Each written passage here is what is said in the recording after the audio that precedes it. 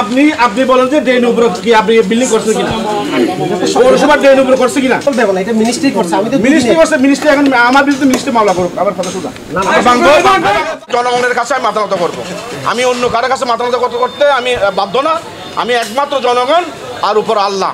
যে হোক না কেন সেটা আমার বাবা হতে পারে, আমার বাবাকে ছাড় দেওয়া হবে না। এখানে পাটাকার এই নালার অংশের মধ্যে পড়েছে এবং সেই অংশটিকে আসলে এই মুহূর্তে পৌরসভার যারা কর্মীরা রয়েছেন তারা উচ্ছেদ করছেন এবং মেয়র মাহবুব আসলে এখানে উপস্থিত থেকেই এই অভিযানটিকে আসলে রূপ দিতে চাচ্ছেন এবং তিনি কিছুক্ষণ আগেও কথা বলেছেন এখানকার যিনি দায়িত্বরত কর্মকর্তা ছিলেন।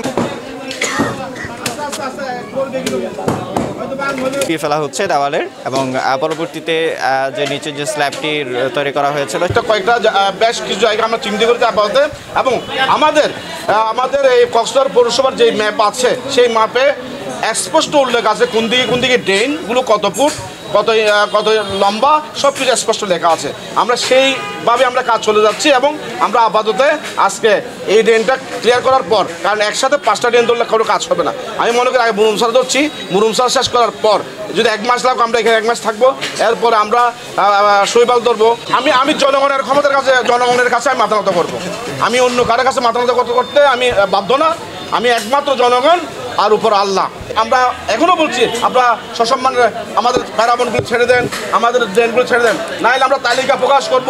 প্রতিটি রোডের রাস্তার মাথায় আমরা তাদের নাম তালিকা করবো কারা কারা ড্রেন দখল করা আছে। এখন সম্মান থাকতে আপনারা এগুলো ছেড়ে দেন। ড্রেনের উপরে স্থাপিত হয়েছে, তো আপনারা দেখেন, আপনারা এটা প্রচার করেন যে পৌরসভার মেয়র কাউন্সিলর এবং কক্সবাজার পৌরসভার কোনো ধরনের অপরাধ আছে কিনা। তারা জনগণ এবং বিভিন্ন সংস্থা বিভিন্ন জায়গার মালিকরা ড্রেন ভরাট করে তারা স্থাপনা তৈরি করে ফেলেছে।